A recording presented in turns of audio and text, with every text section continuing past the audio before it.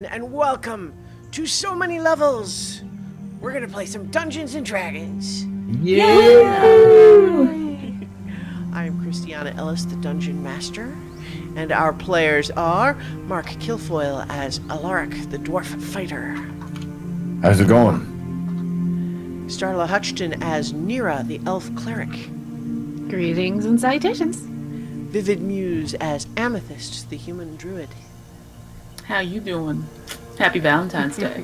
Valentine's Day. And Chu Schubert as Otterkey, the Tiefling Paladin. Hello. So, we had an exciting session last week. A lot happened.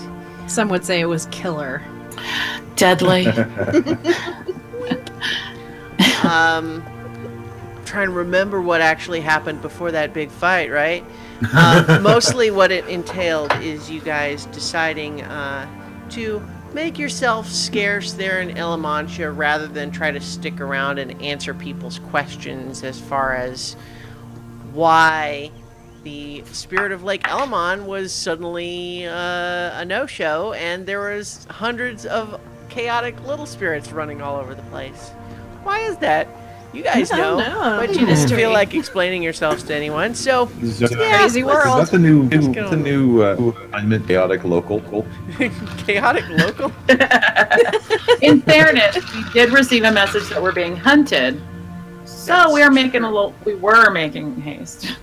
It's true. You were making your way to Gorn because part of this riddle in the message that you got from your old frenemy Melicanth. By the way, you guys are the ones that decided she was a frenemy. I know I did. I think it was mostly just me, so Yeah. in all fairness, they're kind of neutral about it. In any event, she warned you that you were being hunted, and you said to meet her where you met each other, which you have concluded means that you should meet her in Gorn at the tavern where you first agreed to all take the wagon. That is, of course, 3 of you, back with Mugen back in the day, all the way back in episode 1. And so heading for Gorn, that's the plan. But a couple of other things happened. One is that Amethyst had a very strange dream where a mysterious huntsman informed her that she was now his quarry, and gave her some conflicted feelings about that. I'm still figuring him out. And then as you guys were traveling on your way, you heard a strange sort of popping sound, which became these strange little sputtering mini lightning stormlets. And they presaged a sinkhole which opened up underneath you, and there you saw this strange silhouetted figure that you had encountered previously, where you know that the wizard Zoreth, who you first encountered with the stolen moment, had seemed to be stranded in time and space somehow, and yet he had been trying to hunt you down, and now he had found you. You fought valiantly, but Amethyst fell, killed by the enormous, bludgeoning, monstrous claw of Zoreth's form, and yet, immediately, as you guys were trying to reconcile with this, the figure disappeared. And then Amethyst woke up. Amethyst, as you found your soul beginning to depart for the astral sea, you heard Zoreth's voice say he needed a ride. When you woke up, you all saw that Zoreth now returned to physical form and facing away from you, but naked. And he disappeared himself shortly thereafter. And that's where we left things. Was he naked? I don't remember that. I don't remember mention it. I didn't mention it. I don't know. That definitely would have stuck in my memory. Too shocked at the moment to kind of notice. I said, yeah, my beard's still covering me. To be fair, you did find his robe on the floor in the temple. Oh, right. True, We left yeah. in Baker's, yeah. And it turns out you don't really have much need for clothing when you are spread across every dimension simultaneously. Fair enough. If I ever get that point, I'll check it out, I guess. So, you are left reeling by these sudden revelations and events. Sitting kind of alongside this sinkhole where you had this fight. It is now getting into, late afternoon.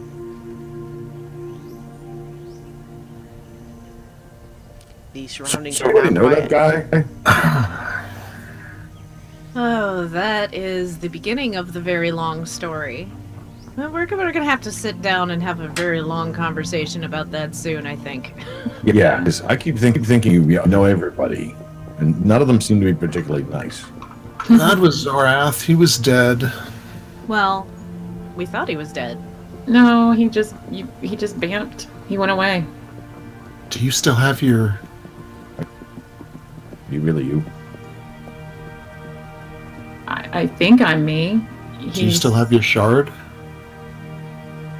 I check and I don't know. Do I still have it, Christiana? You do. I will say also I do.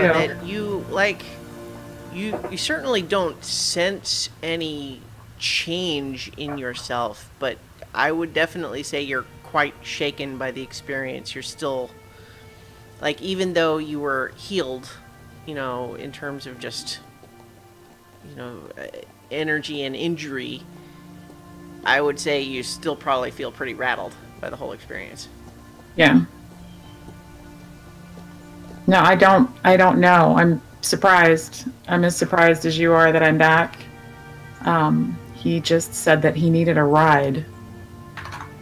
And that's why I presume that he killed me. Me dying allowed him to come back in humanoid form. I guess it was thoughtful of him to bring you back along with him. I can't imagine why, but I'm grateful. Is that what we're calling, full? And not, I mean, it didn't even ask or anything. Just a brief note, Mark, your audio is kind of breaking up and doing this weird little glitchy repeat thing. Okay, they may have to reboot them. Okay. Yeah, if you can do something to help it, that would be good. What did you say, Mark? I said I have to. So you can presume this conversation may be picking up later. Yeah. I'll be in a minute or two. I believe that Alaric was trying to get across the idea that is, grateful is perhaps an unusual. Right, is that what we're grateful? Is that the right word for this situation? I mean, I was dead and no. now I'm not, No, so no, I'm it's not the grateful. right word. Happy to be breathing. That's Yeah. what I'm grateful for. Well, in all fairness, I could have brought you back tomorrow, but Andrew Well, just without- kind of says, "Well, it's nice to have that as a backup, but Yeah. the prospect of having to just make camp and just hang out while her dead can body get is just Alakans. we put a blanket over her or something." it's not my I'd rather not have to. Polite thing to do. Weekend at Bernie's, man. Take me to a party. Dress me up. Make me pretty. Wave at people. Do shit. I don't care. Playing the role of Alaric tonight is Chooch. A puppet show. Yeah, we've got everyone briefly in the wrong spots while we wait for Mark to come back. But yeah, Andrea does come over and give you a hug, Amethyst, and say, "I'm glad you're okay. Whatever happened." And I hug her right back real tight. And I'm like, me too. Thanks, Andrea. So Awkward emotional moments with humans, they don't often happen with Amethyst. So Zorath just disappeared, right? Just poof, gone. You can make an Arcana check if you like. A naked Was vamp. thinking of if there was any like way to track him, like trail wise. Just switch my screens. Arcana. We don't know if he has any of the Fisher of the So we don't know if he has any shards, do we? That's I don't like know. we've never 20. chatted. 20, not natural. Okay. You are pretty sure, like, what he did was not any specific spell that you recognize, but he did seem to, like, travel somewhere, to teleport somewhere, as opposed to just turn invisible. So tracking is not an option. Or at the very least, you're not going to find footprints.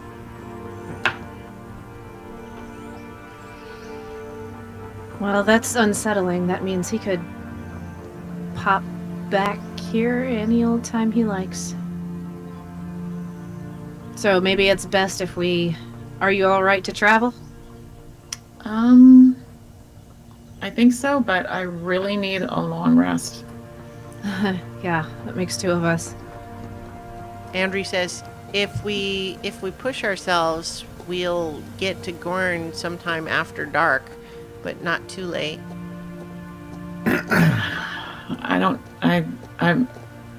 know how I feel about like going into another place where we don't know what's going on. Maybe Nira, do you have the energy left to do the scrying spell?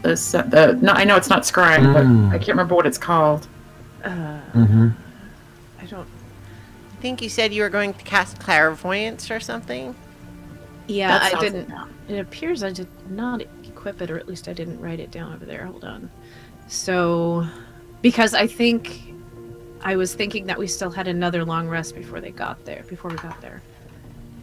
So I don't think... Ah, Oh, these other things go away. Did I I did misremember prepare it. I how- just how didn't write it close down. I said you were? It's weird. I thought that you guys were almost there, that you were kind of hurrying. I don't know. I have conflicting information going on here. Oh no. yeah, that's not what I remember. It Yeah, is I or it don't- isn't. Well, I don't have a spell slot for it anyway. I'm Okay. out for the day. I couldn't do it even if I wanted. If I Did you Gotcha. guys remember having another day to go to travel? I might be misremembering. I just know you were headed to Gorn.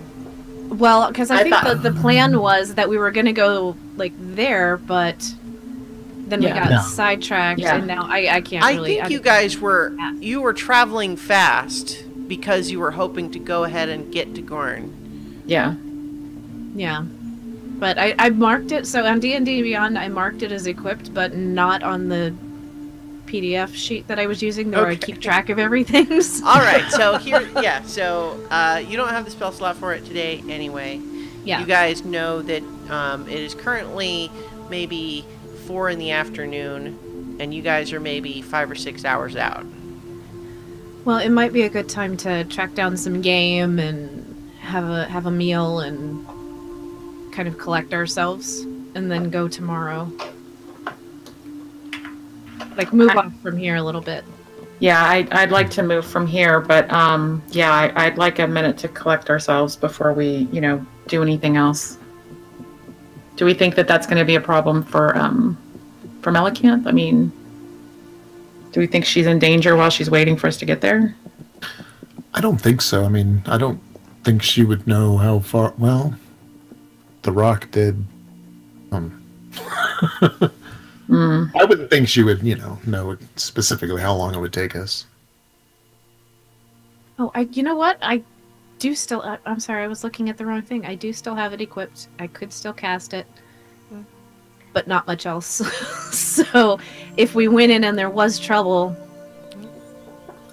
Yeah. pretty useless.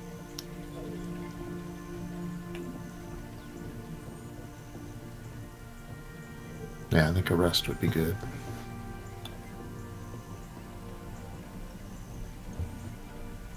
Yep.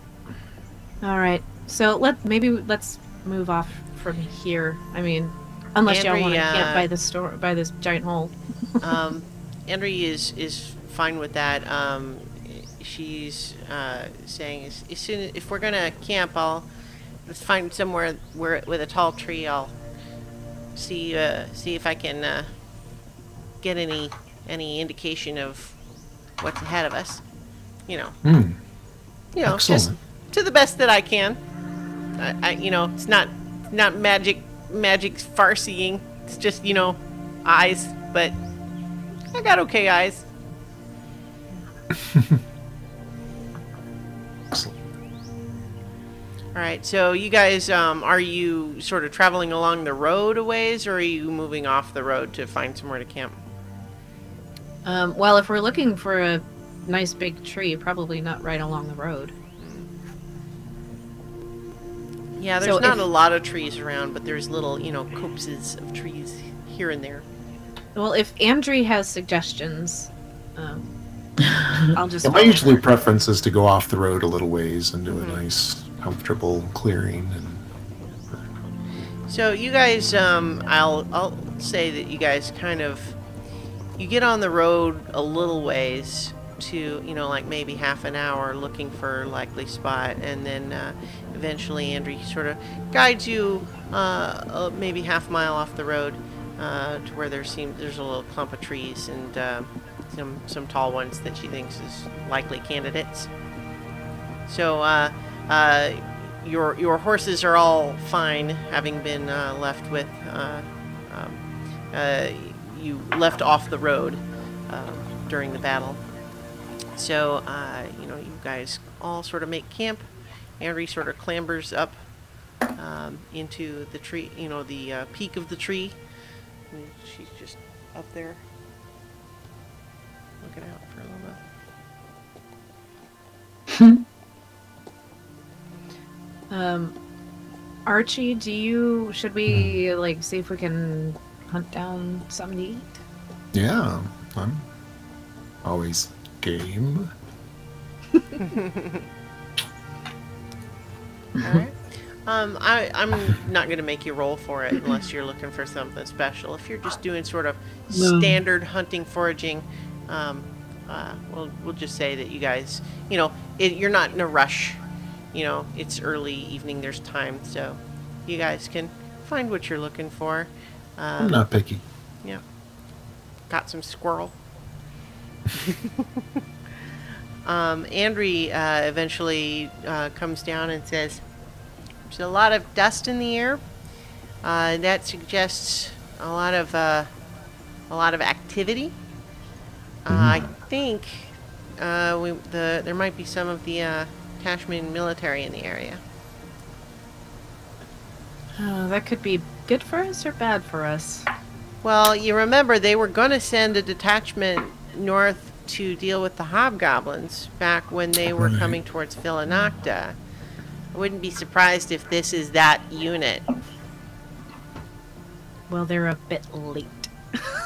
Well, they're there now. I'm not saying they're still on their way. I'm just saying that I'm speculating based on the idea that there seems to be a lot of activity over there. There's dust in the air, which is, that's not a wagon or two. That's, maybe a couple thousand people. As long as they know we're the ones who dealt with the hobgoblins. Well, then- they may not even know it's been dealt with. Do you think we ought to tell them? She kind of looks at you and says, "Well, I mean, I think they it's know. it's been long enough. I think they would have been told." But they're still going. Well, you don't know what their orders are. Besides, it's not like the hobgoblins were disappeared. They still had prisoners. Yeah. Or they could be heading back to Tashmia, or... Just leave it alone then? I'm just I telling think we you what need- I saw. Yeah. I mean, we don't have any. I don't think we have anything to fear from them. They're just. Yeah, I was gonna say, Well, I think it we've just not had gives us any- a decision. Do we try to be stealthy about meeting Melikanth, or do we just brazenly walk into the town? Melicanth said, "Don't trust those with power. Tashmia has power, political power, power over the region." Yeah. Which means maybe we should try to, be secretive about this meeting. Well, and that could attract attention, so I mean, maybe just act casual. Mind ourselves. Casual. Not in this landscape. I don't really know anything about the. Have you guys ever had any dealings with Tashmian military? I mean, it's 100 years ago. This wasn't something that I had to deal with ever. Yeah. No. Andrea's kind of like, well, I mean, obviously, they're not the enemy of Villanocta. There's a negotiated peace, but they're not best buds either. The Tsar of is there's lots of pressure, political pressure from Tashmia that they feel like Villanocta should just go ahead and join the empire and not try to be this independent city-state. Villanocta doesn't want to do that, but it hasn't really had any threat of military pressure for many decades now. I don't really know anything at all about them, so I wouldn't have the first clue what we were dealing with. Like, what kind of people are they? What do you think, Alaric? Are you back with us, Mark? Your I think camera's so. I think I should have tossed those mushrooms quite a while ago. Dude. It's sick enough to have to go to the trees for an extended period of time. But when we do, it's bad. Just always go to the Hopefully I druid sound for better. mushrooms, okay? Just don't use your own. Come to the druid for mushrooms. It'll be okay. We'll get through this together. Yeah, Hopefully I sound a bit better. Yes. You do. Well, Yeah, I'm hungry now. Well, we have squirrel. Andrew could see from the trees that there's a lot of activity going on in Gorn, like thousands, and it could be the Tashmian army that we're going to go up to deal with the hobgoblins. Could be a good guess of a large force, but we don't know if they'd be heading back to Tashmia or if they are just. Well, and are they just? I think they were just on the road, not necessarily. We can't see Gorn from here. I don't think. Oh, did I miss here? Yeah. No, Andrew says no. I mean, we're several hours out from Gorn. I couldn't see the actual city. I just know where to look, and it's just dust in the air overhead. Yeah, maybe it's So best likely if they. between us and Gorn, there's an army. Well, been there, done that. Yeah. At least it's Likely hobgoblin. to be a friendly army. Hobgoblin. What is the status of the Tashmian people as far as they have been taking more aggressive stance, right? Well, only in a political sense. Like you would know this, Alaric, that there is diplomatic negotiation pressure at its worst recently. You could maybe call it a trade war. There's like competing tariffs and, trying to negotiate better deals with the other trading partners and that sort of thing. So, they're not like friends, but there hasn't been any threat of military action in a long time. Whose land is this in particular? What kingdom? Oh, so pretty much everything outside of the Villanocta city walls is considered the Tashmian Empire. Now, Right. That's not how it used to be back when the campaign started for these others. Right. Aside from the Copperbeard mines and lands. Right. Well, so that that's that, and where the in the depths of the forests where the wood elves live are more dubious. Like the Tashmians would draw the border of their territory around those areas, including it, but there's also not a lot of effort to enforce things. within those territories. You know, it's a little bit like, hey dwarves, as long as you are willing to let us say that you're part of our empire, we'll pretty much let you do what you want. Right. So is there, I guess I don't know because I've been away for a while, what the current political standing of the Copperbeards is with the Tashmins. Politics. Yeah, I mean, the last you would have known was, you know, your, you got, the Copperbeard fortunes had fallen somewhat, so you weren't really the movers or shakers recently. As opposed to when 100 years ago we were forming alliances. Yeah. Or potential alliances. Gotcha. Was there signs of a military there, or was it just signs of a large group of people? I just saw dust that would seem to indicate large numbers of people moving through the area, or at least doing things different than normal. That could be people moving through. It could be people, like if they're setting up a camp. It could just be a lot of activity. For all I know, it's, you know, they're having some great big sports competition in the area.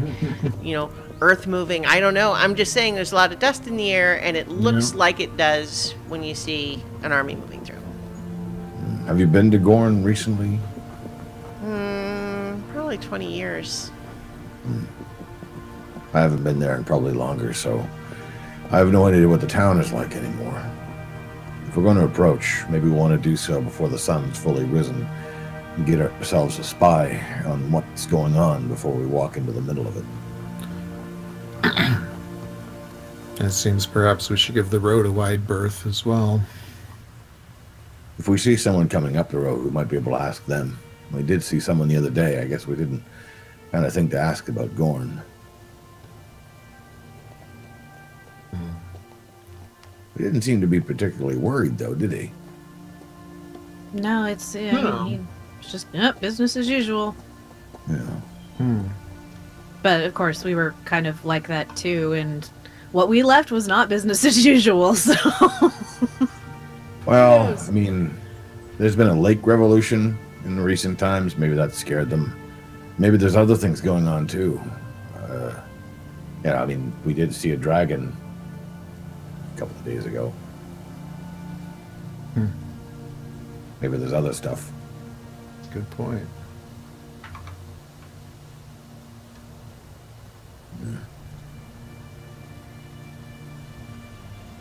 well, So I guess we're just you guys like are hanging out. making camp for the night. Yeah. Settling in for a long rest. Are you setting watches? Definitely. Yeah. I'll need to do my end of day thing as well. Take the first watch.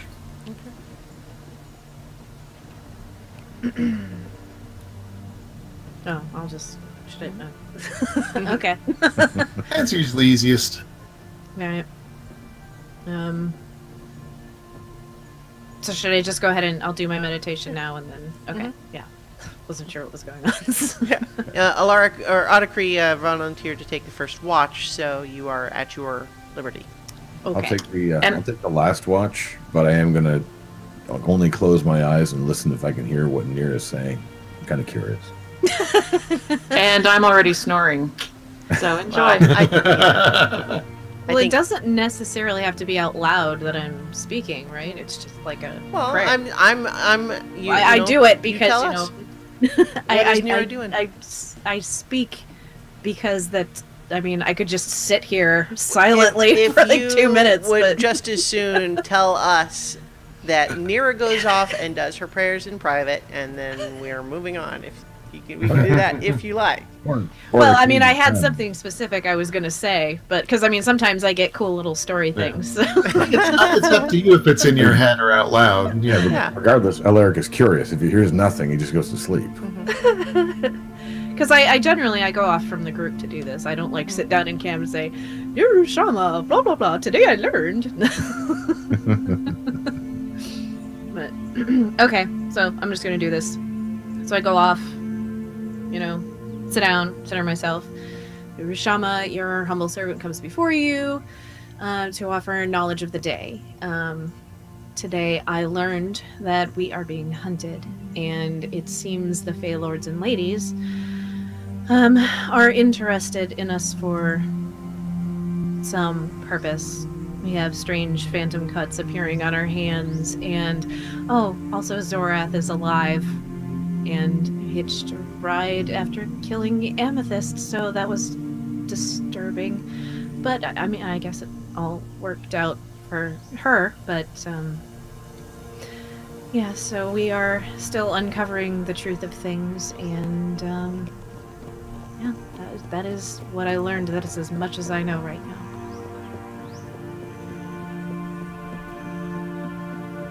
You don't get any particular response. Amethyst, as you are sleeping, you have sort of a very hazy dream. It's not very clear, but you realize you're in the dark, but you can still see pretty well. You realize you're a child, and you're wearing kind of a dark robe, and you're holding the hand of what you know to be your mother in the dream. Like, to the extent that you're sort of aware, you realize that this is not your real mother, but in the dream, this is your mother. And you're following along as she leads you somewhere, and you're holding her hand. She's in the same sort of dark robe you are, and then she leads you down this long tunnel, and you're hearing sort of a chanting that makes you feel anxious. Like, this is something you know is important, but you don't know what's going to happen, and it's a little bit scary. And that's it. That's the dream. Do I remember what the chanting sounds like, if they're saying anything specific? You don't know the words. Okay.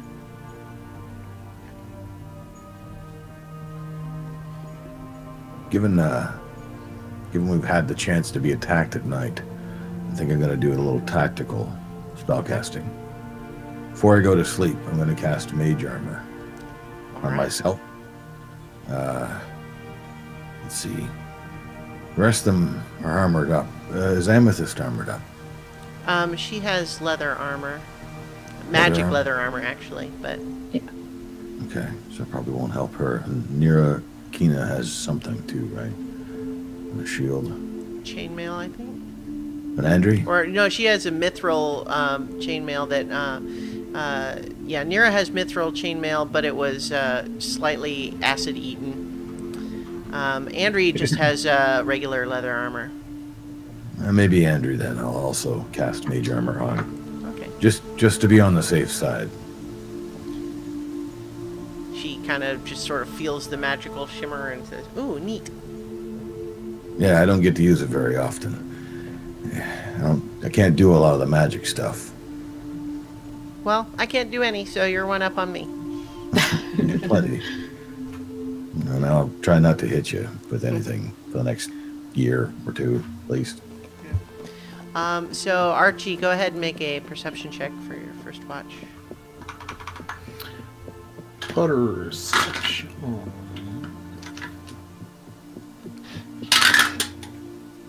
4. No. 2. All right. Wow.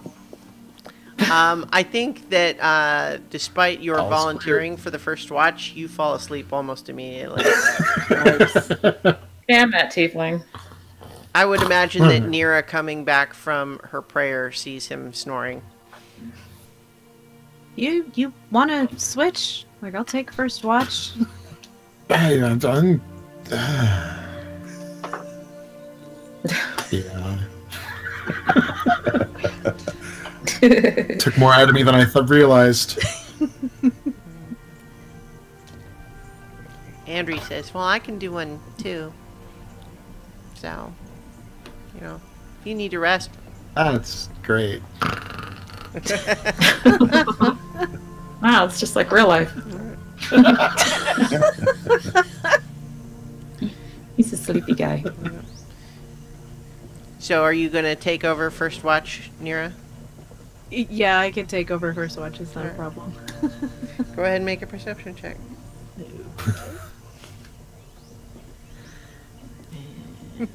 Oh yeah, and I've got a +7, so so that is an 18 plus 7, so 25.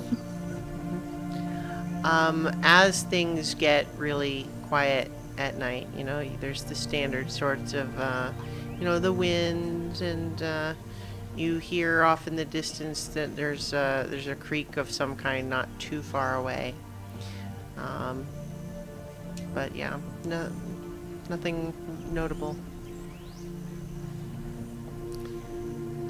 So your watch passes.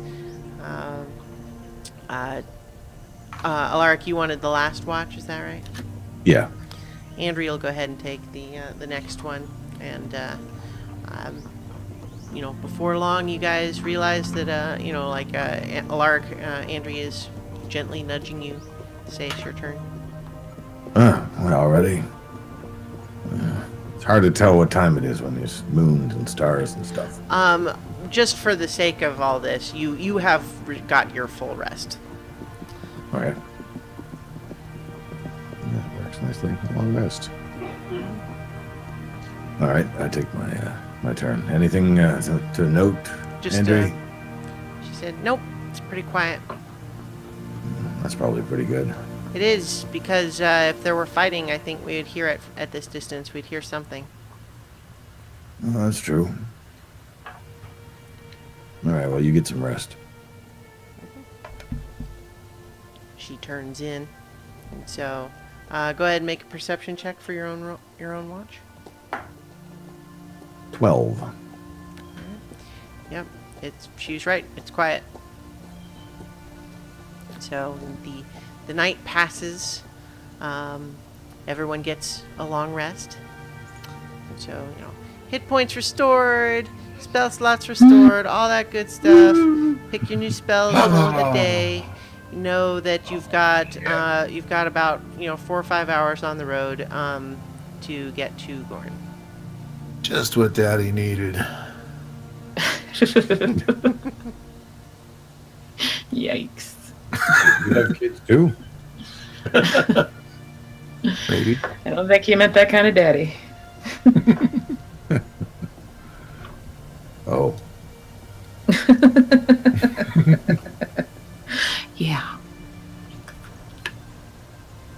Well, up and at 'em, everybody. All we gotta do is travel for 4 hours and see an army step aside. This sounded Or- good. You know, large sporting festival or something.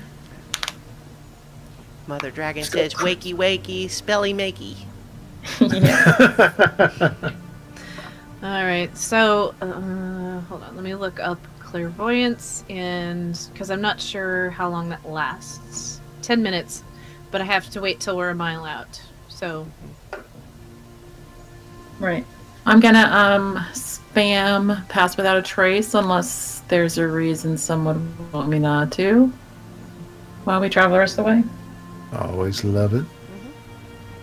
All right, so you guys, you go ahead and pack up, get on the road. You make your way. After a couple of hours, you start noticing it. You know what Andrea had said is that, you know, you can kind of see even from this distance that there's just a little bit of a haze over the sky in that direction, just from, you know, a lot of, you know, sort of more movement than usual. It's got the you know, the ground is activated. That's a weird way to say it. Yeah, but in any case, as you guys make your way in that direction, it's around. You guys got a good early start, and so it's I'd say around 10:30 in the morning when you guys know that you're maybe a mile out or just over, somewhere in that range. But what you pass, well, okay, I take it back. Are you on the road or no? Has there been any sign of anyone else coming this way on the road? No. How rough is the land? I don't like roads. It's not rough right here. It's pretty much just grasslands. Oh, that reminds me. I wanted to just briefly bring up that I shared this with all of you in email, but with the new updated map. Let me just bring this onto the stream here a little bit. We can just go over what we're dealing with here. So, let me briefly cover up everybody.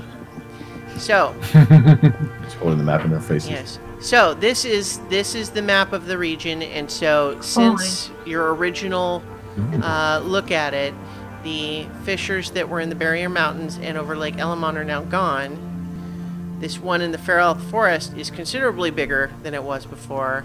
So is this one on the little beach here, and this one down in the bogs. There's a new one Yeah. in the woods down here. And oddly enough, this one in Pashan is smaller. And that's the capital of Tajmir, right? Correct. And so you guys left Elamantia, which was, on the shores of Lake Elamon. You started on the road, but then left it to kind of go along a lesser road, heading more straight for Gorn. And so you're just traveling right now, just kind of over just grassland. It's a little bit hilly, but nothing terribly difficult. So if Well, we we do have our story that we're on Villanocta business collecting, information for the library there. So we've still got that. So the papers that we have shouldn't, it's a non-issue. Sure. Well, something made Millicanth flee. And if that was an overture by the Tajmian government, then that may not hold any sway anymore. Well, but I think more than likely it's, I don't know. Yeah, if we just work for the library, then who are we? We're nobody. Yep. We are not important at all. Though we tend to stand out. So, Right. before I brought up the map, what I was going to say is that I wanted clarification whether you were traveling still on the road or not. it's grassland, so if we're off the road, Yeah, I think it's so. really Right, it's not terribly difficult, but it's also just relatively speaking. You know what I mean? It's like there's a road that is, goes just right where you're wanting, and it's even, and it's kind of, as opposed to having to sort of navigate. Because Andri is good like that. She can sort of get you across the grassland almost as easy as the road. But it's just a question of what you guys want to be doing, because certainly if you're coming into town not on the road, that tells someone who might see you something else. Yeah. Yeah. I think it's safe because if somebody were leaving, we could ask them what's going on. And if it's the army, if it's the army coming this way, we're going to hear them. But they're more likely going south back towards Pashan, or they're doing something else. I think it's safe. I think the road, that's my vote too. I say we stick Until we get closer, but it just looks more. Amethyst is shaking her head. I don't claim to be a specialist in this, but I do not like it after we just walked into a freaking attack and I died. Well, and I he think just that would happened have to bring me happened. back to life. That Well, would have happened regardless of where we were traveling. Just saying I'm a little antsy. If you see Not taking the lead. you see sparkly lights, we'll just travel in the other direction. The pops are a bad thing. Yeah, pops are bad. I'm fucking flying away next time. So, if you guys are on the road, then about a mile out from Gorn, You see coming up what looks like a little bit of a watchtower built up. Not a stone construction. This looks like something that was made out of local trees in the last week or so. It's not too tall. It's basically just a structure that is big enough to allow someone to stand up on a platform that gives them a little bit more, range of view than from the ground. And there seems to be one person up on it with a red flag, and there's a couple of people in armor down at the base of it as well. Is this like a signal flag, or is there some kind of symbol on it, like a... This flag that's on it looks like the Tashmian flag. That's what Andri says anyway. You can't really see a lot of detail from here unless you're approaching closer, but that's what she guesses that it is. Yeah, well, I mean, mostly I was just like, is this like a signal flag that, somebody... Andri says, that would be my guess, is that they have that flag that's up there now, but I would guess that they do signal flags from that platform. Okay. Answers my question. So... I'm not up to speed on all of the Tashmian, army tactics, but that just seems plausible to me. Mm-hmm. So does it look like a checkpoint or a watchtower? Well, it looks like it could be kinda both. And what I mean by that is something that is not super formal in either direction. Is there anybody traveling in or out? Well, there's no one immediately around it right now. But as you can kind of look past it too, you can see, sort of just... It's not like it's at the horizon, but I don't mean like it's way far away, but kind of it's at the top of a small ridge. And as you can see past it, there seem to be a lot of army tents kind of spread out in the fields around the town. So do you guys think that the Maleficent, whatever her name was, she knew this was going to be here when she told you to come here? It's possible. Yeah. She's very involved in she's an advisor to the... What was his title? The Baron. The Baron. The Council of Villanocta, and dealt with the ambassador of Tashmia, and it's entirely possible she's here with them.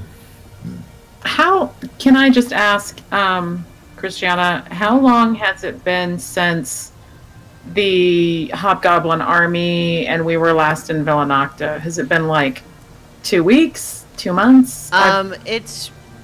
It's more closer to 2 weeks. Oh, okay. Wow, okay. Yeah, so just to briefly kind of recap, because I actually haven't, specifically added up the days, but you dealt with that in Villanocta. You were there. You didn't head right out like that minute, but then you took a couple of days getting into the mountains. You were in the mountains there for a few days. Right. You came back out. Traveled a few days getting to Lake La Mancha. And then you were down dealing with that for a while. I'm going to say it's been about 2 weeks. Time's weird. Cool. And it takes a while to get an army moving, so that stuff doesn't happen overnight. Andri says that back when you were first figuring out what to do with the advancing army, that they had said that they could get a unit to deal with them in 3 days. So 2 weeks ago, they claimed that their capability was to get a unit in that area in 3 days. Well, that makes me wonder if maybe there's something going on, some reason to keep them, or maybe they're just always stationed here. Is this some sort of... Andri says, well, no, not this so... number, not always. If they were, they wouldn't be in tents. Do we have any way to message Melicant? I don't have that spell equipped. Okay. Very on. Andrew says. But also, I didn't you say don't- the message said "do not reply"? Yeah, it did say that. And, I mean, she sent it kind of a weird channel, which makes me think there's a reason that I shouldn't use that sort of spell. Maybe she's being watched. Mm-hmm. Are you known here? We were seen 100 years ago. Did you make a big scene 100 years ago? No. Despite Mugen's attempts, but no. And this group all probably came Well- from the south, right? They're not going to recognize you. They shouldn't. Andrew kind of said, "Well, I mean, news of what you did with the army would have traveled. Yeah.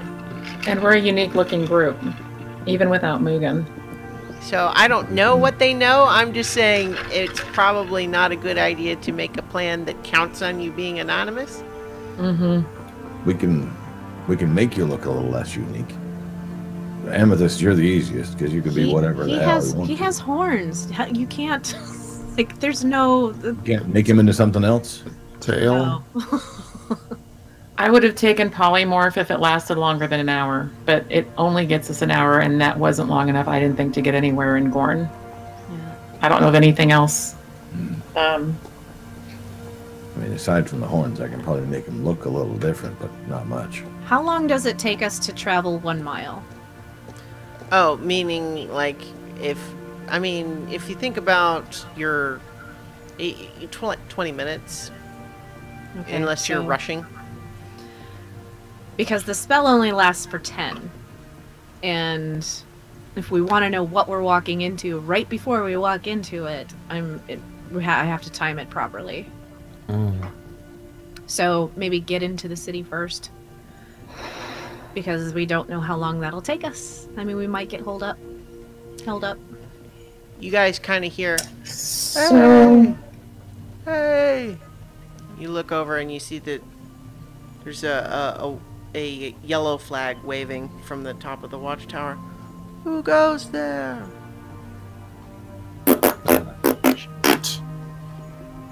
Do we just yell back? smile and wave, kids. Smile and wave. Should we say envoys from Villanocta? That sounds kind of official-ish. Yeah. Do you want to They're be still that pretty official? far away. No, You I would don't have wanna to be- shout from this distance unless you We would approach. just walk up casually and see where this goes. Why not? You make your way in that direction. There's, as mentioned, there's. Did I say 3 soldiers on the base? I think there's 3 total. 1 is up on the platform and 2 at the base. They're wearing military uniforms that incorporate chainmail armor, chainmail shirts, and tabards with a red and gold, insignia that seems abstract and symbolic. It doesn't seem to represent any sort of an animal or anything. It's just a shape. But one of them just takes a look at you and just says, "Good day to you. Traveling to Gorn? Yep. We are. All right. Indeed. Mind yourselves. We've got a lot of people in the area. Their orders are to keep to themselves. Just avoid causing trouble. Shouldn't be any trouble." Is there anything going on we should know about? This seems like a lot of soldiers. Oh, no, holding pattern. Oh, all right. At that point, the one that's next to him kind of elbows him a little bit and kind of gives him a meaningful glance, and he kind of gives you guys a second look. He says, "What's your business in Gorn?" Well, I found these folks on the road. I'm with the Copperbeards. We're trying to establish more trade routes, trying to break out a little bit. This little one's one of the scouts I usually take with me on the road. Don't suppose there's anything in particular you need around here, is there? I mean, a big group like this could be a pretty good score for me if I can make a deal or two. Make a deception roll. It's not entirely incorrect. 5. All right. He doesn't say anything, but he does have a little bit of a right, not our job to actually check your papers. We're just scouts, nowadays. But mind yourselves. Yep. They make no move Appreciate to the heads obstruct up. you or anything. We're just gonna go on through and not say anything else. So you guys go ahead and continue on past. Once you have gotten, once you've gotten about 100 yards from the little tower, if you glance back, you see that they have raised a green flag alongside the red one. Is it possible to have some idea what that might mean? Andrew says it's probably code. I mean, I can't imagine they're too complicated with just simple colors, but I mean, I would guess that they're saying there's people coming. Or all clear, maybe. Is there another tower within sight then? I mean, you can see like the tents where there seems to be a lot of encampment from here. Any responding flags? Make a perception check. 19.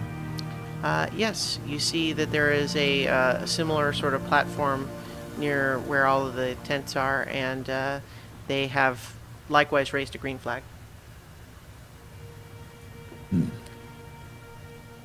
No, if the Tashmian flag is red, Mm-hmm. does that mean green is good or green is bad? 'Cause if it flashed up a red one, it'd be like, well, hey, we're the Tashmians. That's a good thing. It's all good. Well, I mean, it doesn't. If you just think about it from a practical standpoint, it stands out. So it's a color that you would definitely see as a contrast to the red one. Well, that's true. So maybe something's changed. Well, it could have been that they spotted us from far off and were sending up a warning that someone was approaching. And when the people that approached seemed okay, then they changed the color. That's what I assumed. That makes sense. Either that or they were waiting for us specifically, and that's to signal that they have us. Either way, we're inside. There's nothing we can do about it now. So as you guys make your way in that direction, you realize there's definitely a lot of tents. Like you get the impression that this area that you're seeing right now, even though there's hundreds of tents, may actually just be one portion of what's actually in the area. But you see that they've essentially sort of they've staked out what was farmland before, so they're kind of in fields and probably are sort of trampling up what was regular fields just to find an open space near the city to set up all of their tents, and which would at least partly account for all the dust in the air and so on. And as you're approaching the city itself, it does have walls. You can see that about half the city has a log palisade, which is broken up by stone pillars here and there. But you can actually also see that about the other half of the city has a full stone wall. It's about 15 feet tall, and it seems to actually be under construction in the sense that they're gradually building that all the way around. So that was not there the last time we were here, correct? Correct. Okay. But Right. the road does lead to an obvious, archway in the wall, in the stone part of the wall. So how hard is it to find this place of yours? Well, Depends on how much has changed in the city. Are there guards like posted in the doorway, like checking papers? There are, and they are not in the Tashmian military uniform. They are in their own armor, and they do have, like, they're matching, but it's different than the ones that you just saw. Andrew says, yeah, those are the regular Gorn town guards. I guess we keep going. Were you going to do your spell?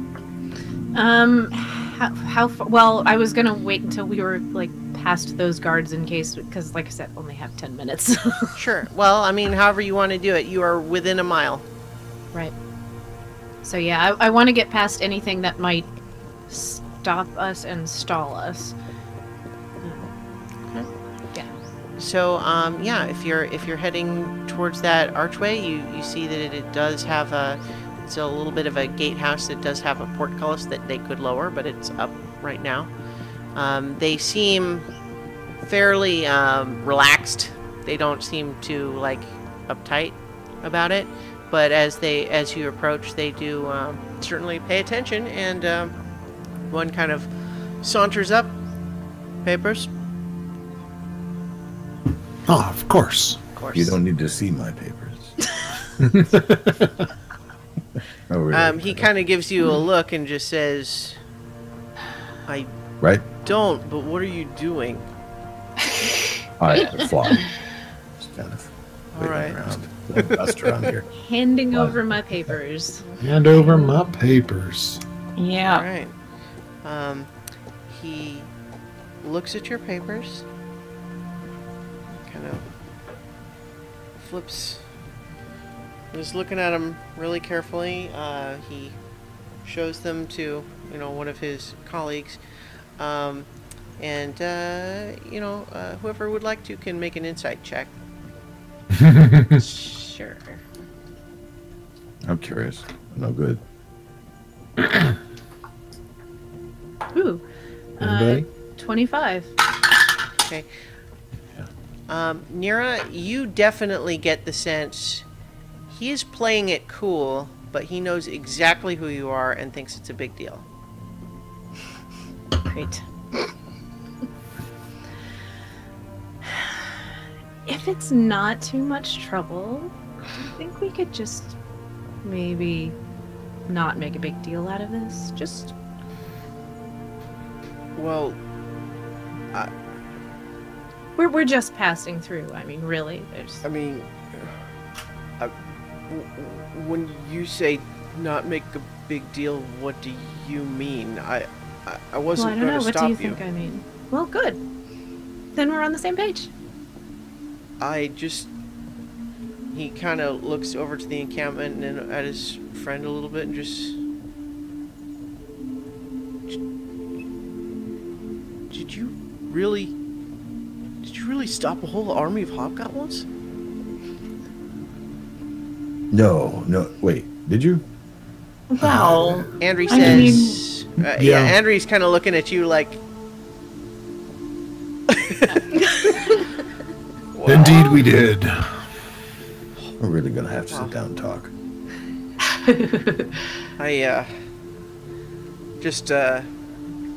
Suffice it to say, I think there's probably a lot of people in town who would be interested in buying you a drink.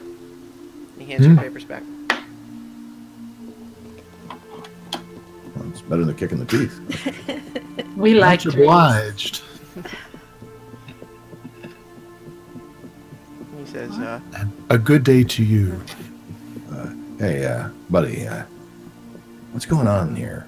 I haven't been in this region for a while, and it seems like I don't think your neighbors are exactly as what I remember. "Oh, the army? Yeah, I mean, Yeah. it's kind of a pain, they're spending a lot of money in town, but, they're making up for it by trampling everything, filling up all the rooms in the inn, buying up all the beer, making us run out of everything. But, they're here while the negotiations go on. Negotiation. Which ones? Well, with the hobgoblins. More I mean, hobgoblins. you know, you'd have to talk to them. I'm it's above my pay grade. I just know that, Oh, yeah. you know, they showed up. They're telling the mayor, "Yep, we're gonna be here a while." So what do I know? Mhm. How long They're does that staying go? out of your hair, though, right? They're not stepping on your toes, claiming jurisdiction, hassling you. They don't look. They come in here when they want something, Mm-hmm. but It's you gotta know be they now, they now, keep us now, all right? safe. I mean, honestly, you know, with the, you know, it's dangerous ground these days. You know, I mean, we're trying to get the wall finished, but you know, if there's hobgoblins around and God knows what else, the wood elves are antsy. You know, What's going on with the so wood elves? You said well, they're you antsy? know, I mean, they're just touchy lately. I don't know what it is. I mean, no offense. I don't mean to imply Well, I'm anything not a about wood elf, elves. so. Okay, well, I don't know. I don't know anything. I'm just saying that it's tense.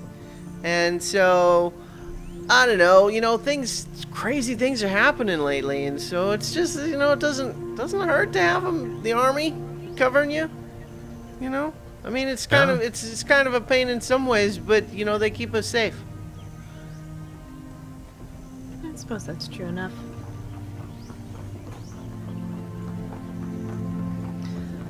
And their gold still spends, so hey. Yeah, you know, I mean, there's a lot of, you know, they're compensating the farmers for stomping up their land. You know, they don't have to do that. You know, it's you know, the Tsar's taking care of us. It's still a lot of trouble.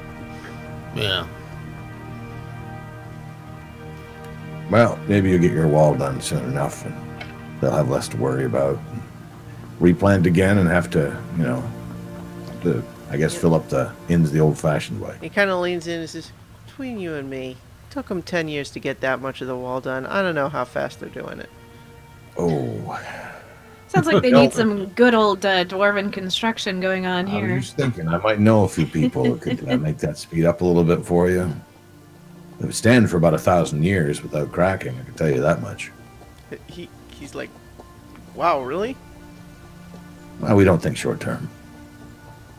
Tend to Guess also not. build pretty big. I Also- think 1,000 years might be overkill. Well, it's longer than your lifetime, probably longer than mine too, but you know, your kids and your kids' kids and whoever else comes after that, I'm sure they'd appreciate it. Fair I enough. mean, we wouldn't charge extra for the 1,000-year guarantee, of course, but You know, none of that's my decision, you realize. I know. I like to get a lay of the land, talk to real people. You know how it is. People up the top, their heads are too far in the clouds to answer questions straight. Oh, sure. So, how come you're traveling with these guys? Seemed like the right direction to go. That is so cool. Look over at Andrew. Yeah, kind of. Well, They're all Well, right. kind of like the army, it can be more hassle than it's worth. you know, Oh. I had to tell a bunch of other people coming into town that all the inns were full, but I bet you they're going to find you guys a room. So it's all filled with army folks? Yeah, you know, the ones that want to spend a night out of a tent for a few days. They're on leave. Wait, Hey, are, I was are told. those negotiations actually happening here? Search me. I don't. That's not something they include me in, believe it or not. Huh. That just seems weird. You'd be holding in such a small town. Yeah, and When they were so close to Villanocta, they've got plenty of space. Well, you know, I mean, that's touchy, right? Like, Oh, yeah. you don't want to go marching the Tashmian army up to the walls of Villanocta. Not unless you mean to be there. Look, there was a place we were told we should keep an eye out for. What was that place again? Near. What was the name of the inn? Ask me. I don't remember the name. you didn't write it down after the last I time I, gave remembered it to it, you after making it And a I down had last it time? last time, and I lost it again. You You can make The another flea- intelligence. The flea-bitten badger. Anna just Badger. remembers, but she ain't saying. I got it in my notes. The flea-bitten badger. So you're asking about it? Yeah. He just says, what is that? Sounds like an inn? Or a tavern or think so. something? It It came may have recommended changed at hands 2 since the last time we were through. When was May have that? changed names. It's been years. I mean, Well, elf, I mean- so. I don't know. Got a couple of taverns in town. I mean, there's the Oaken Stout. There's Mhm. oh, there's the Fox in the Whistle, and I think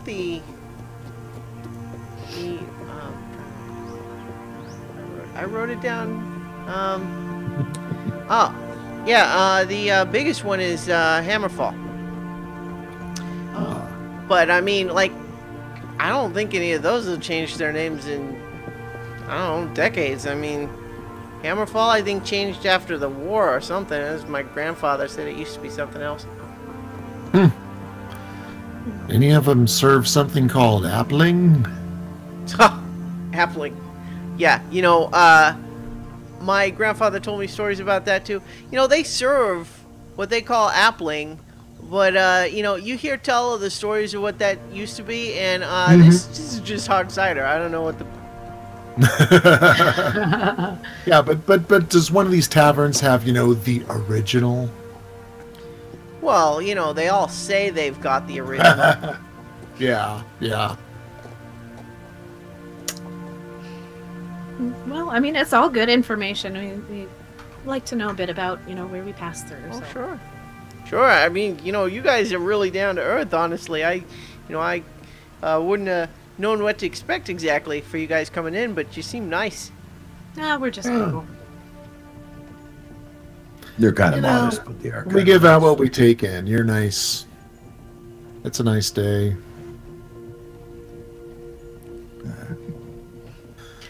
All right, let's head in. So, yeah. Let's head to the place where the place used to be.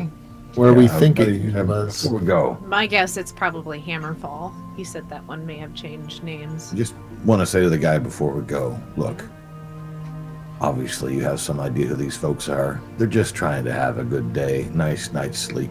Can we keep this under the collar? Well, I mean,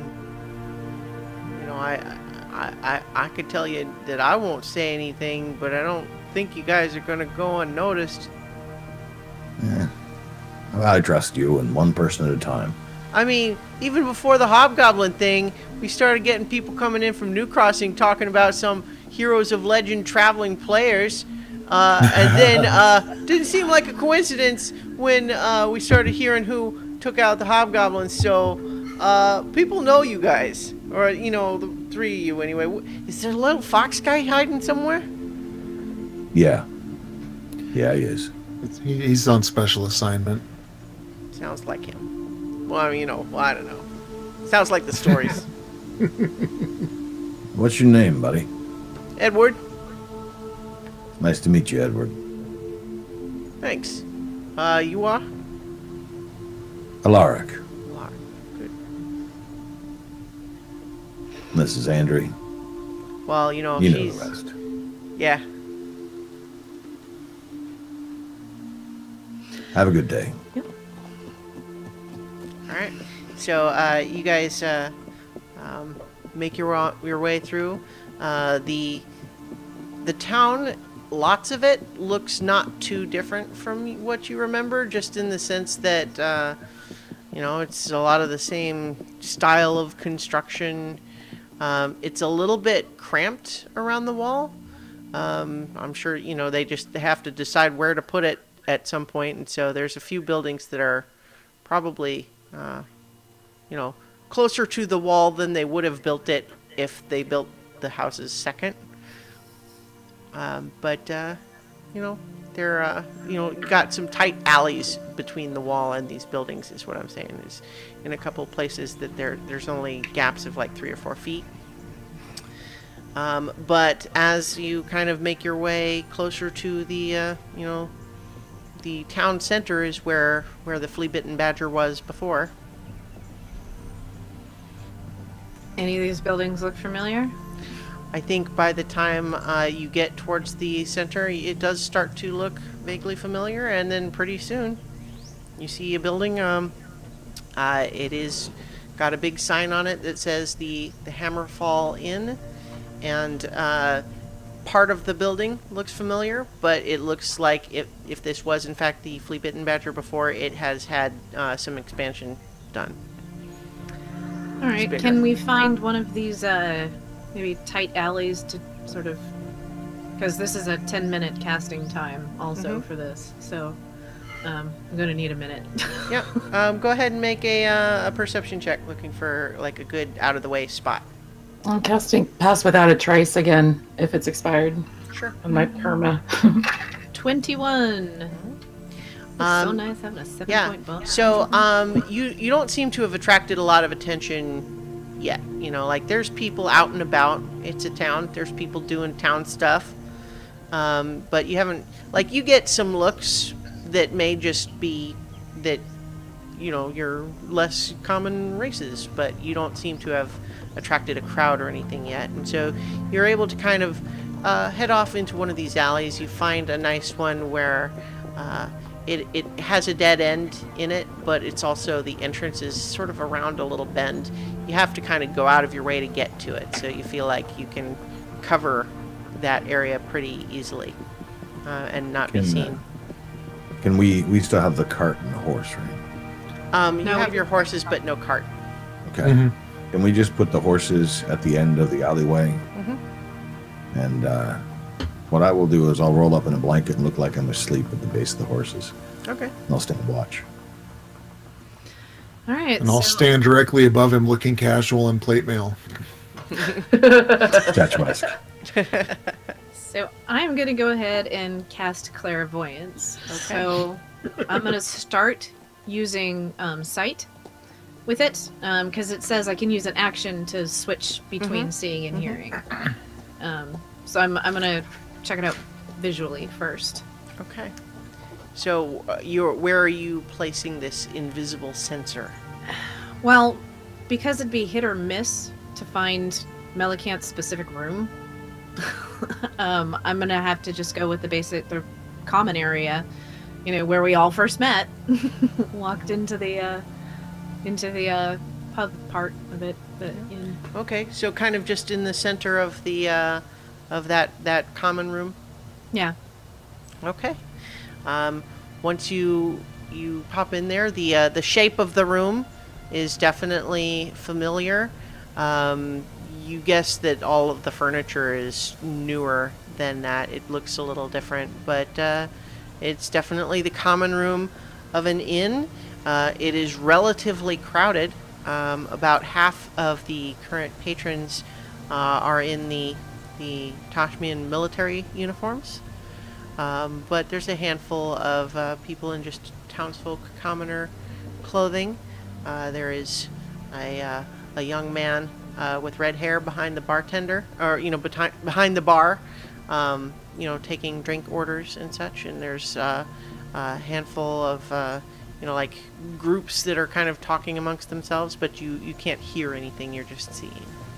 Do I see Melicanth at all? You do not. All right. I will switch over to hearing.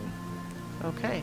So the sight of this common room, drops away from you and into darkness, but you now are able to hear many different conversations occurring there in the common room. It's kind of noisy because it's full and lots of people having their various conversations.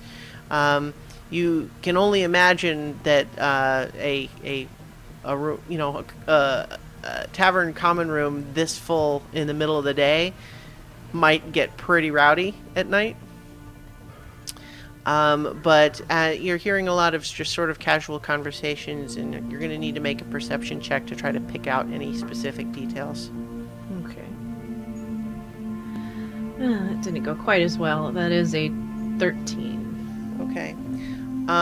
You hear a couple of male voices complaining about the food. And basically just saying, you know, like, how long do we have to be here? And the other one not really knowing.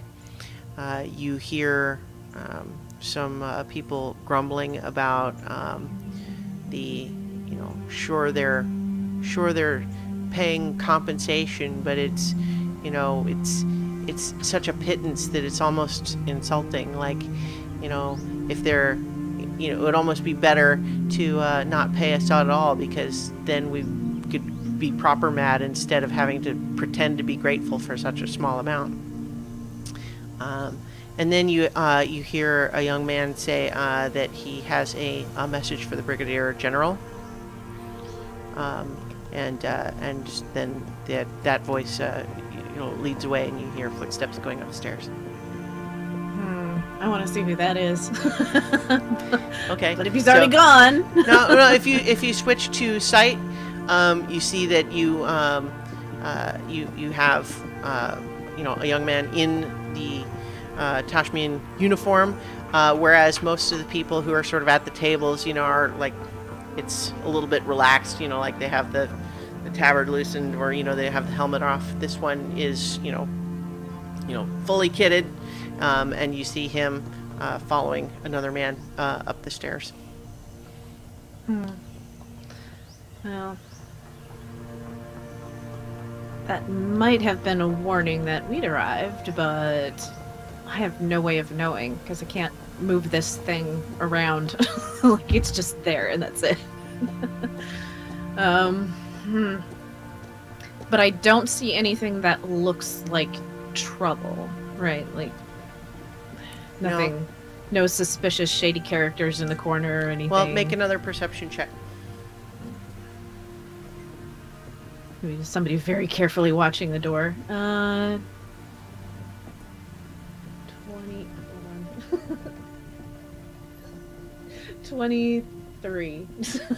Okay. You're looking around the room very carefully and kind of examining sort of each figure in turn. You do see a couple of people that seem to be, you know, by themselves as opposed to in a group, but none of them seem especially suspicious for any other reason. They're all human, you notice. There's not really any other races at all in there, but that's not necessarily that unusual. Yeah, so no one especially suspicious, although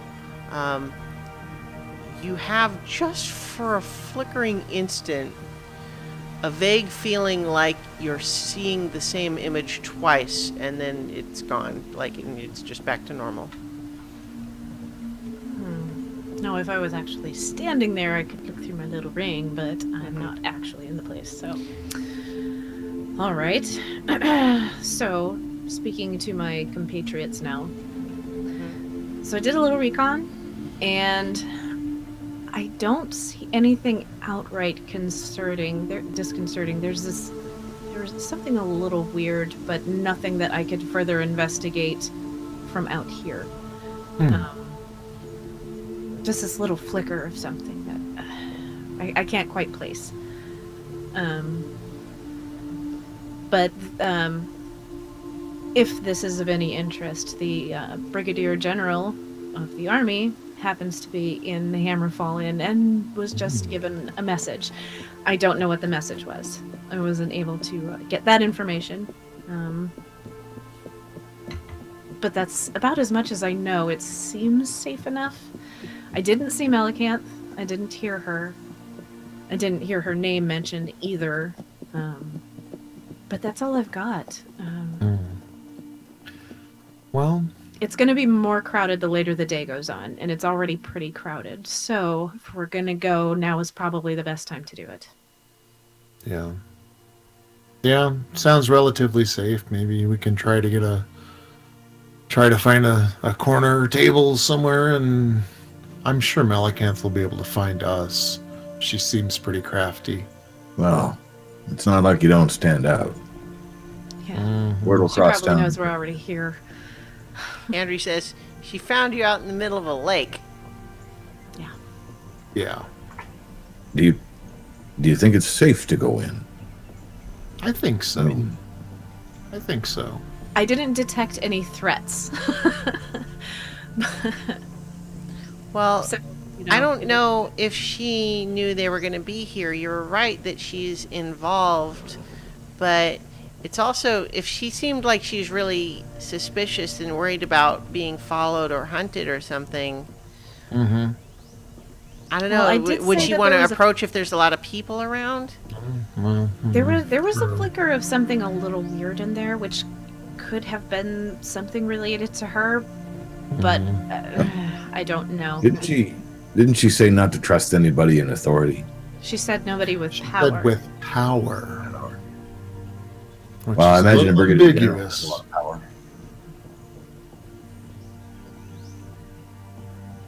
So I don't know. This is our really our only. This is all we've got to go on right now. Sometimes the only way with the only way is through. So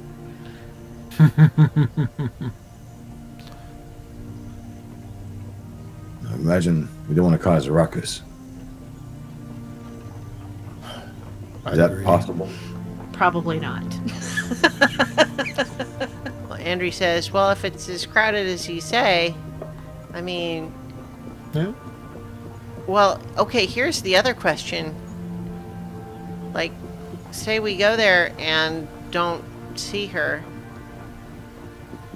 How long are we waiting? Good question. I don't think we should give it too long, because if something's happened to her, I mean, we could be waiting forever. Oh, I could use a decent meal. At least that long. And if there's any ale left, that'd be nice. And Amethyst just leans over and puts a hand on Alaric and says, and we should probably keep to ourselves. And not, like, have conversations with others and just kind of wait out for Melicanth. Just not draw any attention to ourselves. This is not People ask, we just tell them they're mistaken. Well, I mean, you could always I mean, pull we your could go heads the up. other way with it. We could go the other way with it. You know, if he was here, that's what Mugen would do. He That's absolutely true. would. He'd already be in there. Yeah. F it. Let Let's me go Mugen tell you style. a story. Well, Andrew says, Roland. well, honestly, if to hear that, Edward, the guard, to hear him tell it, you guys might get recognized anyway. Yeah. And if it's as crowded as you say, they might be full up unless it's for the VIPs. That's true. Let's go. You go on ahead. Maybe they've made me as part of the group. Maybe they haven't. I'll just hang back a little bit and watch the room. All right. Good call. Yeah. And I won't say a word, Amethyst. I think that's probably, like, Melicanth seemed like she wanted to talk to just you three before, so I think I'll stay with Alaric as well. You know, I don't want her to not contact you guys because I'm there. That's fair. That's fair. But just so you know, you're one of us. Both of you. I mean, we've been through it together. It's no reflection on you, you know. I'm just a paragraph along the chapters, but thank you.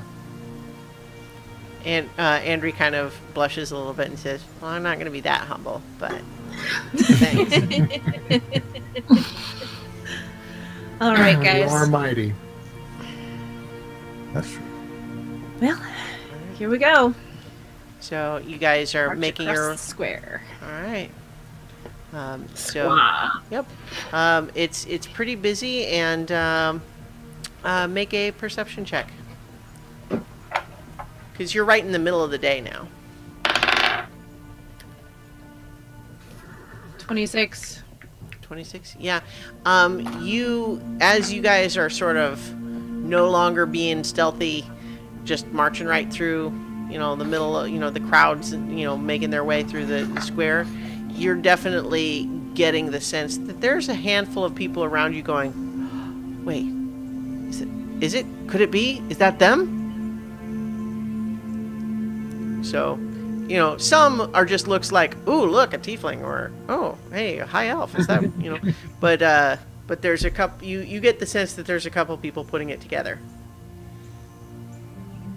And so, Alaric, where are you and Andri? Are you going inside, or you're waiting, like, outside the inn, or what's the plan there?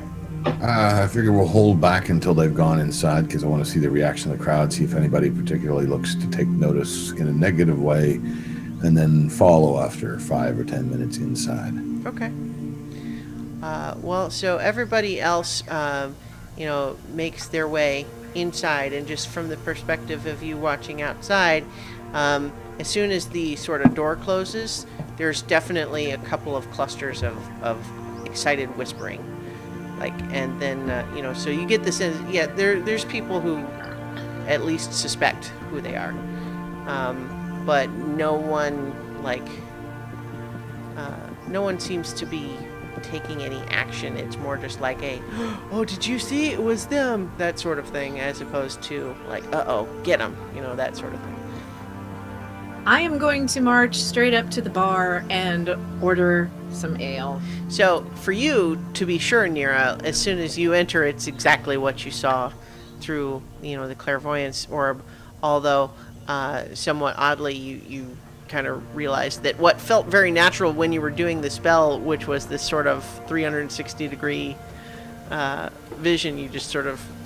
there's a slight moment of disorientation when you see it the regular way again. It's like, oh, yeah. But the rest, so for Amethyst and Otterkey, you enter, and what it feels like is a familiar place that has been renovated. The basic shape, structure of the building is the same for this part, although that there's kind of a whole nother wing of it now. That must be rooms, because there wasn't that much of an inn before. It was mostly a tavern with a few rooms. It's much bigger now. But yeah, it's fairly crowded, though. There's not a lot of places to sit.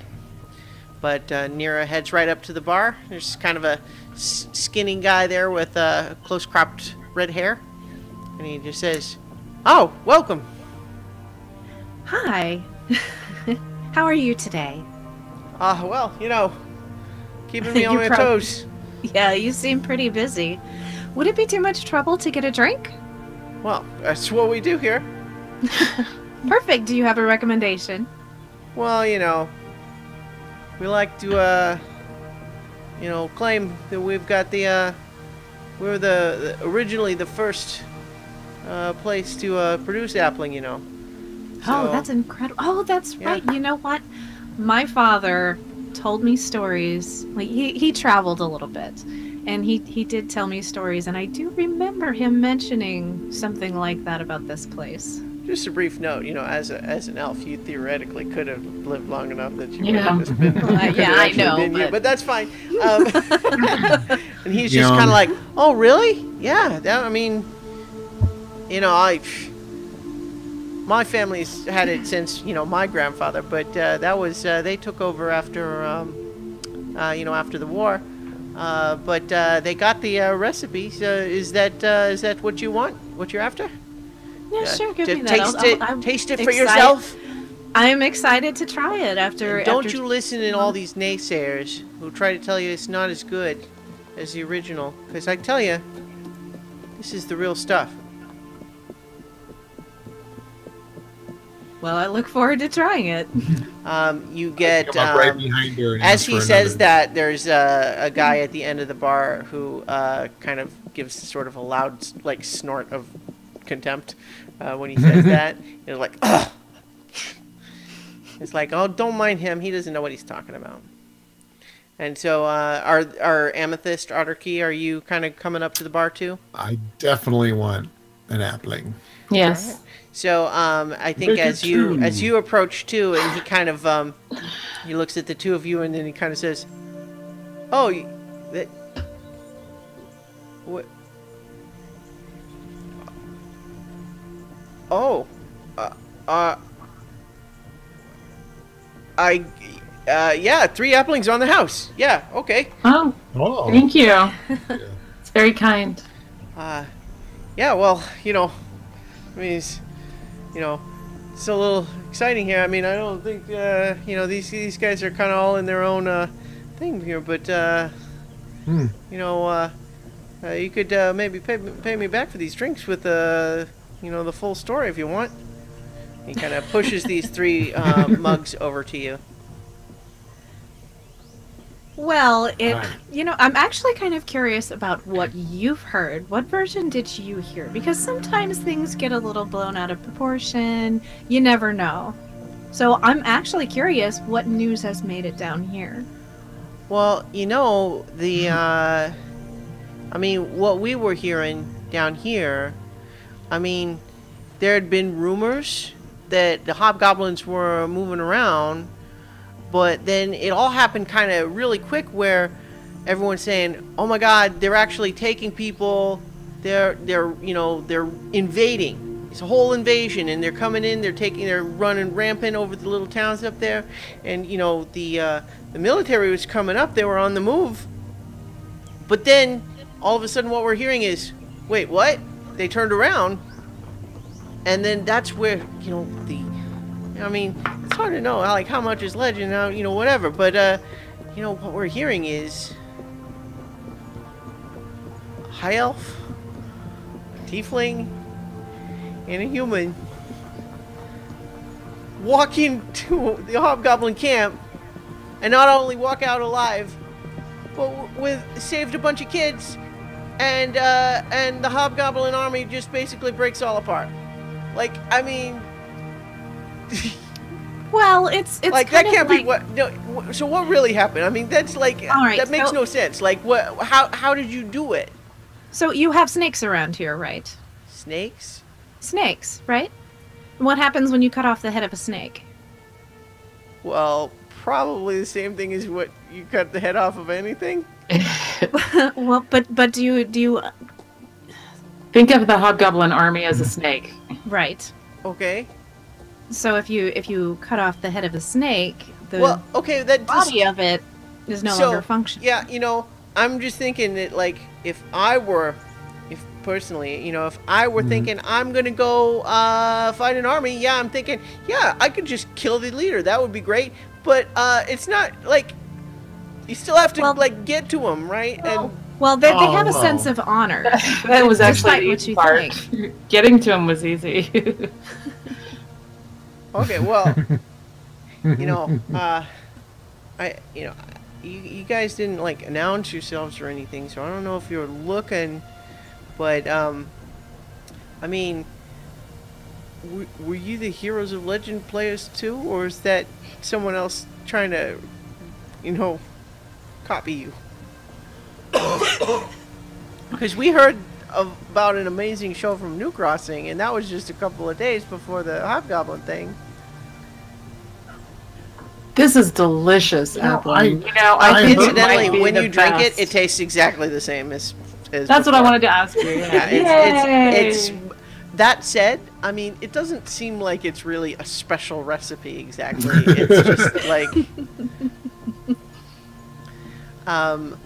it would be kind of like if someone told you, "Oh yeah, this is the most perfect recipe for a microbrewed beer ever. It was passed down from generation after generation.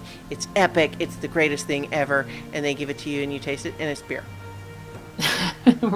That's how it always works out for me, man. Yeah. So it just tastes like beer. Yeah, so you taste it and it tastes just like you remember. All right. So good. Yeah. I can see why people talk about it. Yeah. So good. Exactly as my father described. You go out and you tell people that we've got the real stuff. We will. So, are you staying or are you in town? Well, we could kick some of these losers out of these rooms if you guys are staying. Well, we don't necessarily we don't need you to kick anybody out. We were hoping to stay around for a little while, but everything looks so full. Well, yeah, I mean, right now, with the the army in town, we got lots of soldiers on leave looking to spend the night in a bed. Rooms are full. Can I have another appling? They're so good. It's like candy. He pours you another one. Thanks. We've been on the road quite a while. I mean, a bed sounds nice. It really does. Incidentally, Yeah. I think you're probably going to gradually detect that some of the conversation in the room has stopped, and there might be more people paying attention to you guys. Yeah, it's been quite some time since we slept in an actual bed, and I mean, camping is fine, Well, like I said, I mean, I think we can make room. I bet you, one of these soldiers, a couple of these soldiers, they would be happy to give up the rooms to you, so they said just so they could say they did. So I'm gonna turn around and I'm gonna see who's watching us Okay. and listening. As you turn around, there are like a fair amount of people watching and kind of sort of maybe having whispered conversations amongst themselves, but looking. But as you're kind of turning around and looking, you hear coming, footsteps coming down the stairs, and as emerging from the top of the stairs, you see that same young soldier that said he had a message, and he kind of steps down the stairs and he kind of turns and looks into the common room, sees all of you, and kind of goes, and he goes back upstairs.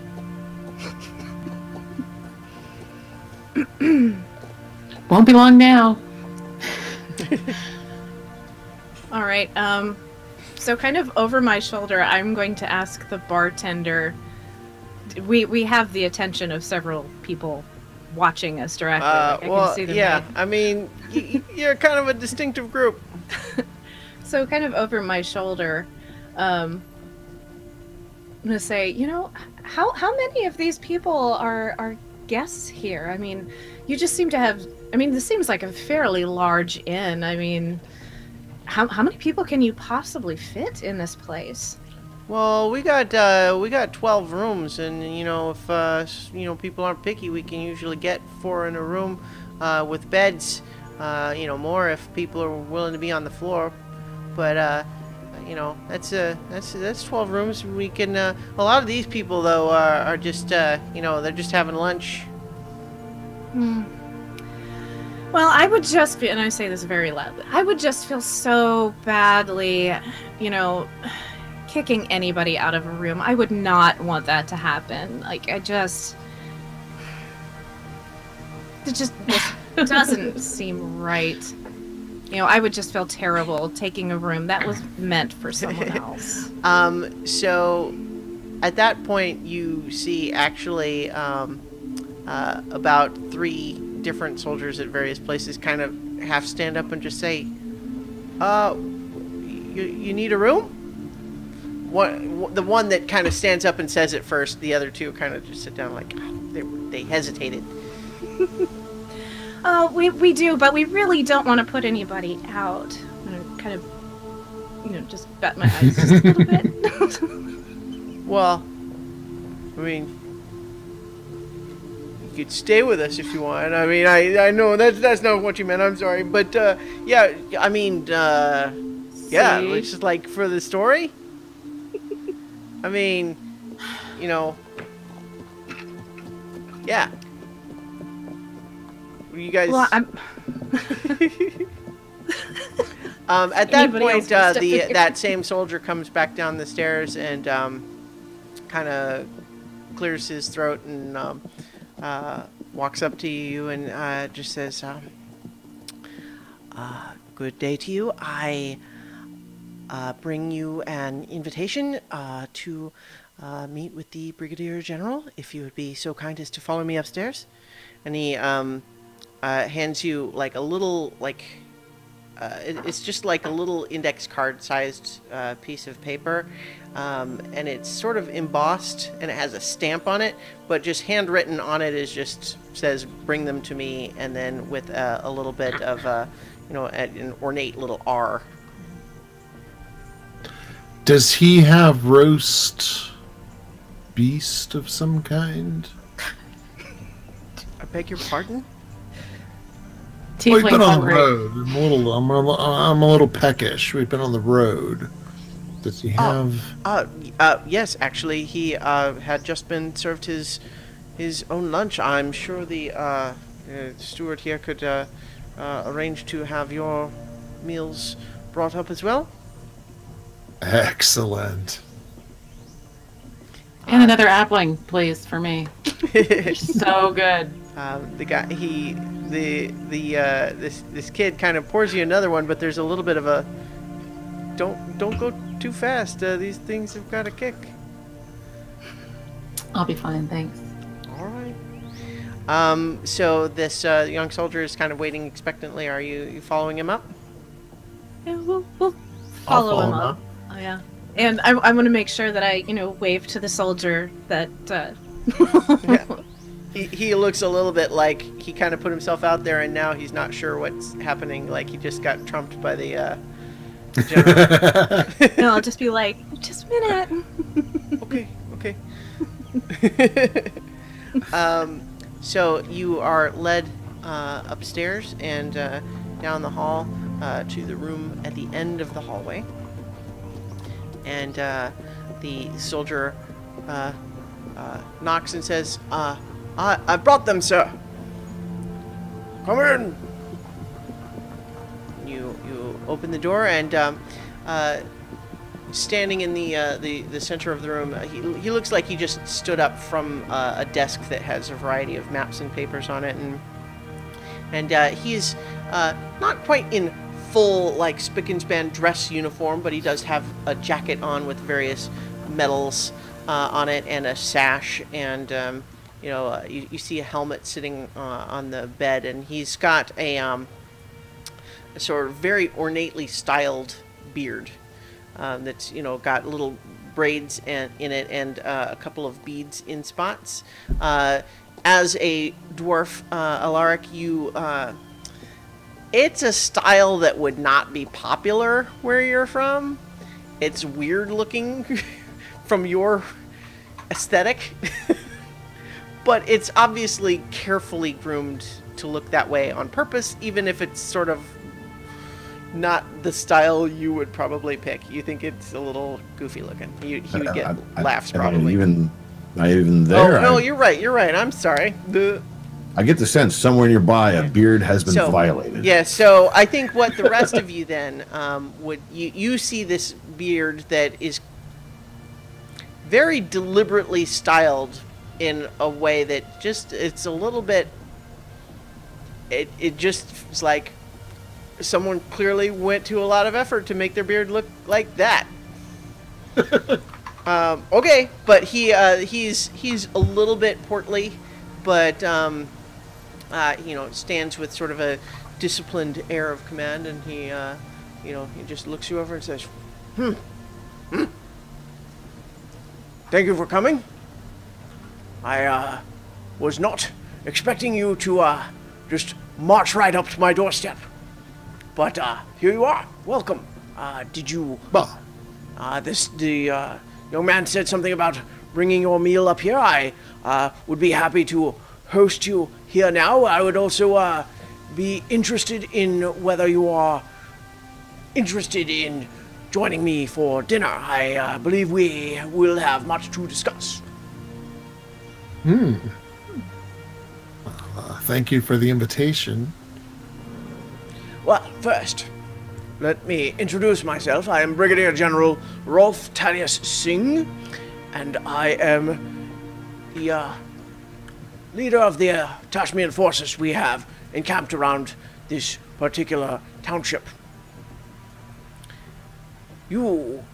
I have been briefed on your escapades, both with the hobgoblins, and I've gotten some reports that you have had some activity in the Barrier Mountains as well, is that correct? You seem fairly up to date on your information. Well, have to be, you know. It's, we've got an empire to run.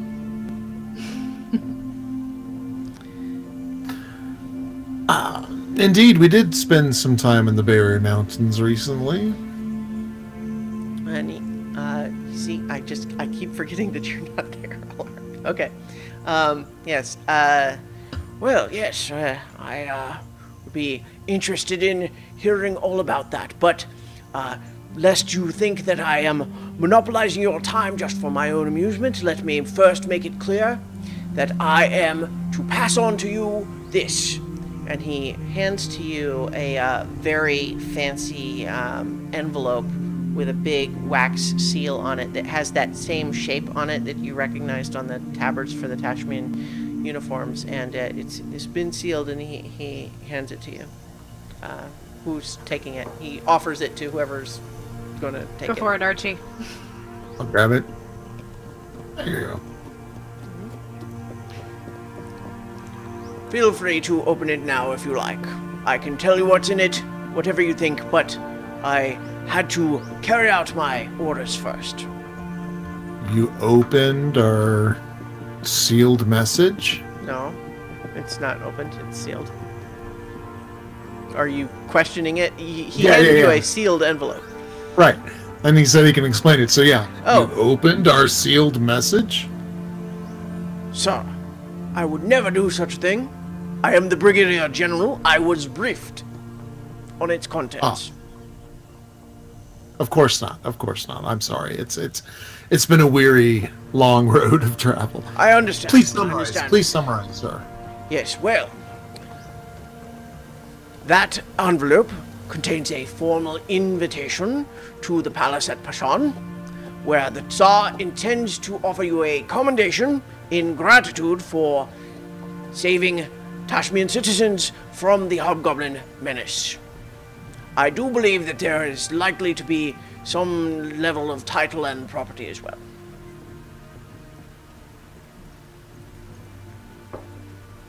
Oh, That's a very generous offer.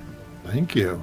Well, it is not every day that heroic individuals rise up outside of the military command and dare to take on a threat such as the Hobgoblin Horde, especially when they are in the process of invading.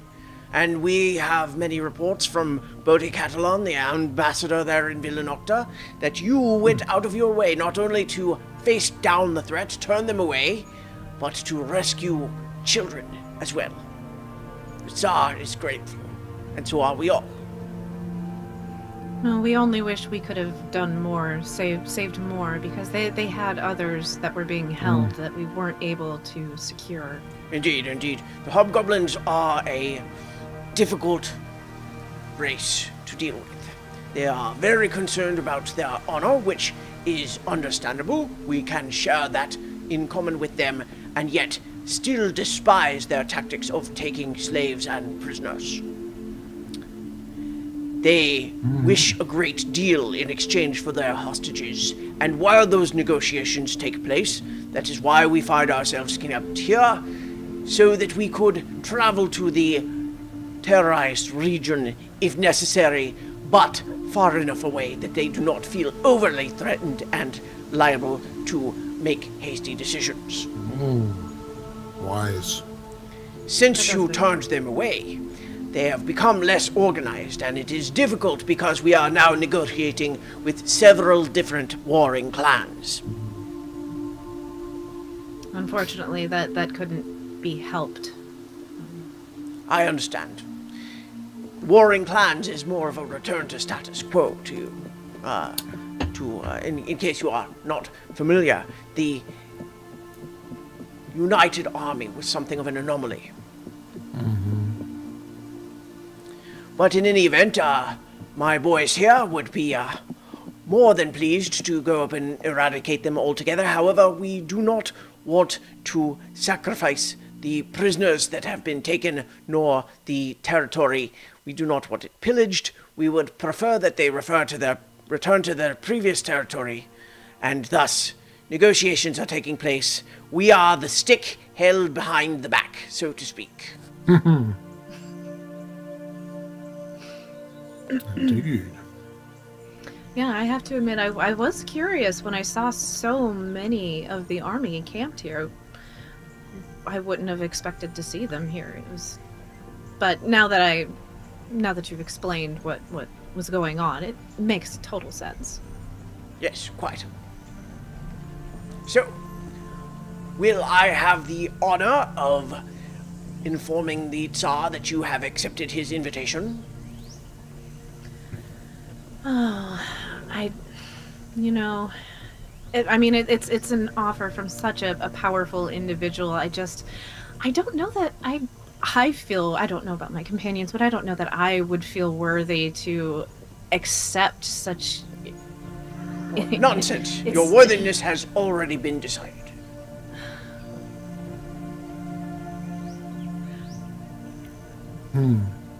Well,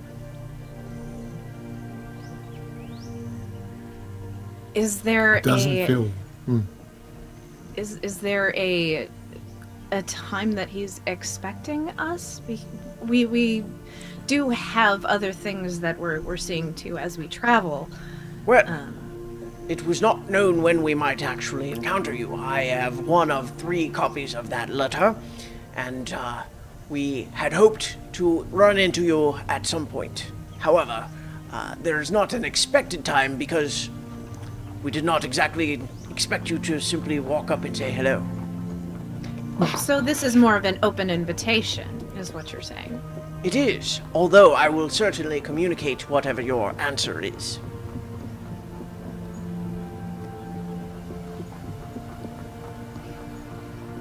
Archie, Amethyst, do you guys want to help here? We can certainly try, but of course, we have responsibilities and interests that we aren't sure when that'll take us there. I Yes. can offer a military escort. I have many soldiers here that are itching for something to do, if you follow me. Oh, well, I don't think that's necessary. You have your Oh, order. no. You need to back up, the negotiations and. No, we Safety. were honored by this invitation, and we Yeah. will certainly make our way to Bashan at the earliest convenience. I'm glad to hear it. It is an honor very rarely offered to those who are not already known to the military command, to civilians, you might say. But then, are you really civilians if you have faced down an army? We are so grateful for this honor that you want to bestow us, and we will certainly do our best to get there as soon as possible. Quite. So, in the meantime, I will ensure that you have a roommate available to you here. You shall want for nothing within reason here while you are in town, and I do hope that you will join me for dinner. Well, I think that sounds agreeable. Very well. Certainly. And I think just about now is when, the redheaded guy is bringing in. He's got these trays of the food that he's brought in, and the brigadier general saying, "No, man, I've got too much work to do. They'll join me for dinner." And he kind of starts shooing you out. Oh, my Lord. Follow that roast. Yeah, really. So by this time, Alaric, I think you guys, you and Andri would have been watching, and they went inside. There's not been any particular activity from outside. Well, if there's no, big kerfuffle, the place isn't on fire, they're fine. No lightning. Yeah. I'm sure we would hear if something's going wrong. So are you heading inside, or you're just continuing to watch? Oh, I'm going to head inside. They probably have some alcohol and maybe food. Yep.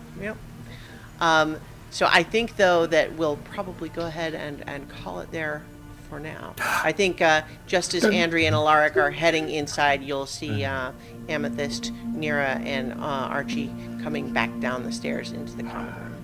Because Nero was going to go drink with the soldiers, man. Sure, no, he's not here. They were so nice. All right, but yeah. And so in the chat, I see Mark, I am the very model of a Tashmian Brigadier General. Well spotted. So I think, yeah, we'll stop it there for tonight, and thank you everyone for watching or listening, however you're doing it, and of course a special thanks to Mother Dragon and Prince Justin there in the chat watching us live while we have fun playing D&D. All right, so that's it for this week. I think that we'll be doing something next week. We'll see if it's a full episode or not, because we've got 50 coming up, and so we might do something else to temporarily delay the official 50 for a little bit. We'll see. But we'll be here doing something. So see you next week, and for more adventure on so many levels. So many levels.